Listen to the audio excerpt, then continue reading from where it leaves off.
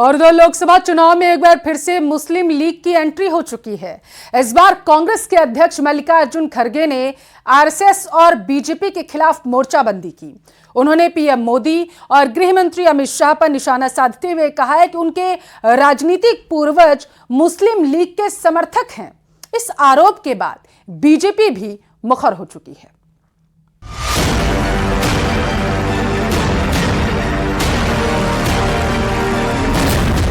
लोकसभा चुनाव में मुस्लिम लीग की एंट्री। मुस्लिम लीग का बहाना आरएसएस और बीजेपी पर निशाना।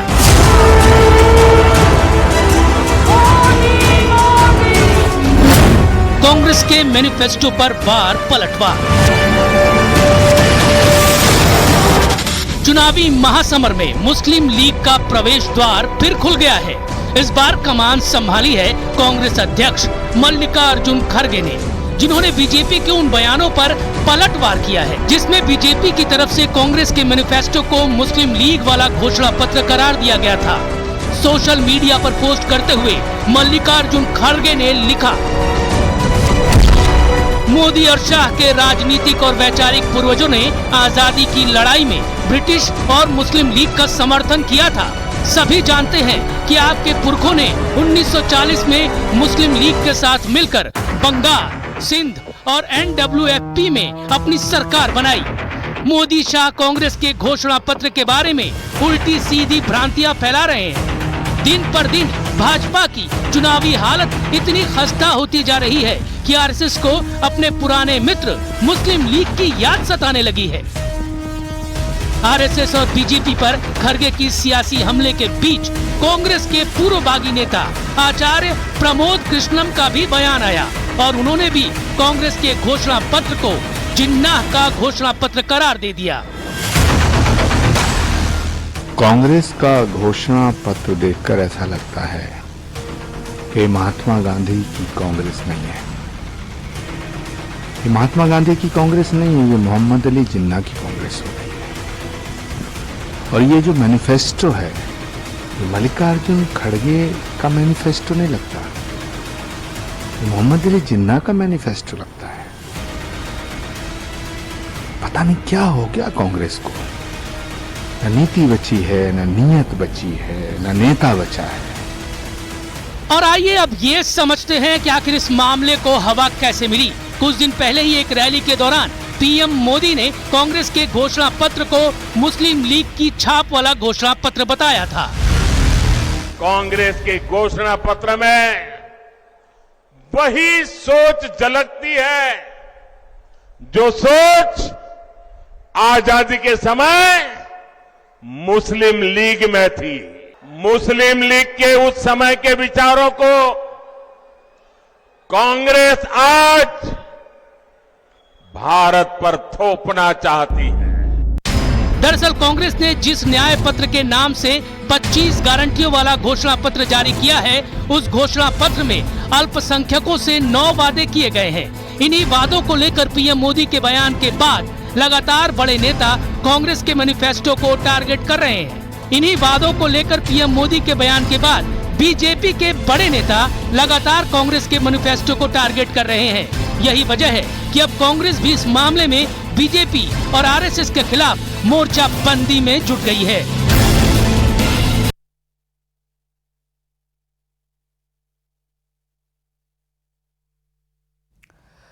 लोकसभा चुनाव से पहले पीएम मोदी लगातार विरोधियों पर प्रहार कर रहे हैं। एक के बाद एक आरोप कांग्रेस पर लगाते हुए विपक्ष को चेतावनी दे रहे हैं कि आने वाले चुनाव में जनता विपक्ष को सबक सिखाएगी। पीलीभीत से मोदी ने विरोधियों पर जोरदार प्रहार किया। क्या कुछ कहा, रिपोर्ट में समझिए। मेरा भी हर पल, हर क्षण देश के लिए है और इसलिए 24/7 मैं 2047 के लिए काम कर रहा हूं।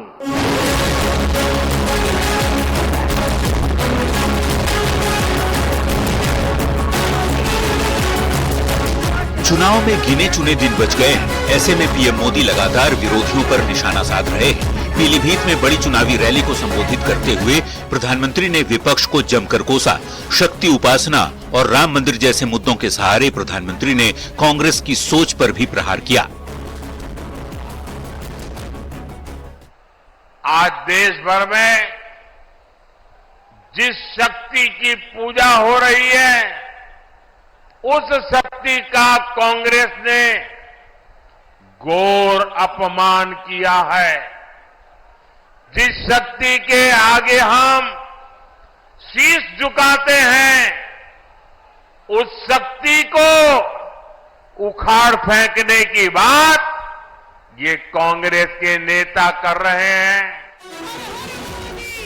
पीलीभीत के बाद पीएम ने मध्य प्रदेश के बालाघाट में जनसभा को संबोधित किया। यहाँ भी पीएम विरोधियों पर तंज कसते हुए नजर आए। पीएम ने कहा, अब लोकसभा चुनाव में कांग्रेस के लोग बीजेपी से नहीं बल्कि खुद एक दूसरे से लड़ रहे हैं।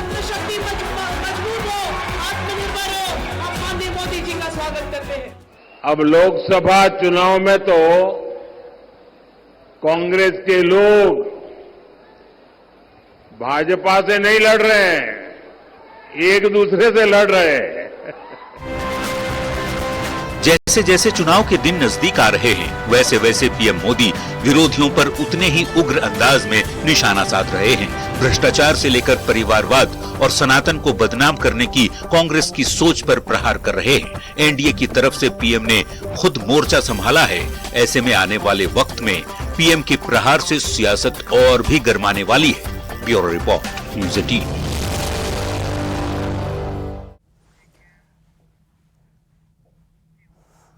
चुनावी शोर के बीच नेताओं की अलग अलग तस्वीरें सामने निकल कर आ पा रही हैं। कहीं नेताजी अनोखे अंदाज में वोट की अपील कर रहे हैं, तो कई मंदिर में पूजा अर्चना कर जीत की मनौती मांग रहे हैं।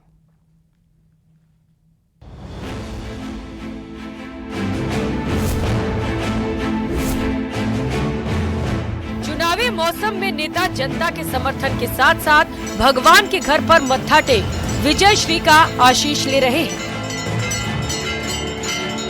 शक्ति की आराधना के पर्व पर नेताजी लोकतंत्र पर्व में जीत की दुआएं मांगते नजर आ रहे हैं। अजमेर के प्रसिद्ध अम्बे माता मंदिर में अजमेर लोकसभा सीट से बीजेपी प्रत्याशी भागीरथ चौधरी मंदिर पहुंचे और जनता के बीच भीड़ में लगकर मां आदि शक्ति का आशीर्वाद लिया। इस बीच चुनावी रंग की एक तस्वीर करौली धौलपुर से सामने आई है, जहां बसेड़ी के पूर्व विधायक सुखराम कोली ने जनसंपर्क का अनोखा तरीका निकाला। डीजे पर गानों के जरिए भगवाधारियों ने मतदाताओं से भाजपा प्रत्याशी इंदु देवी जाटव के लिए वोट की अपील की।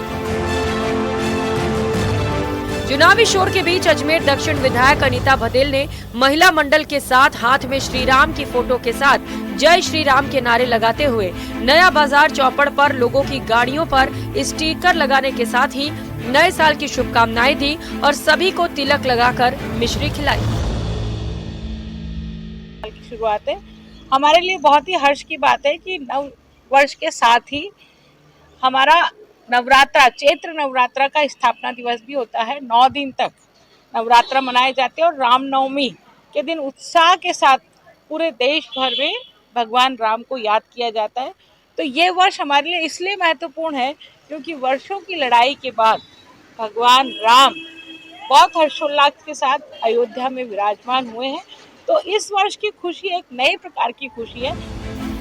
चुनावी समर में जीत की जुगत लगा रहे नेताओं के अजब और अनोखे रंग दिखाई दे रहे हैं। जनता का आशीर्वाद पाना है तो उन तक पहुंचना है, उन जैसा नजर आना है और नेता इस बात को बखूबी जानते हैं। जो जितना जनता के साथ आत्मीय संबंध बनाएगा, जनता उस पर उतना ही आशीर्वाद बरसाएगी। Bureau report, news 18, Rajasthan.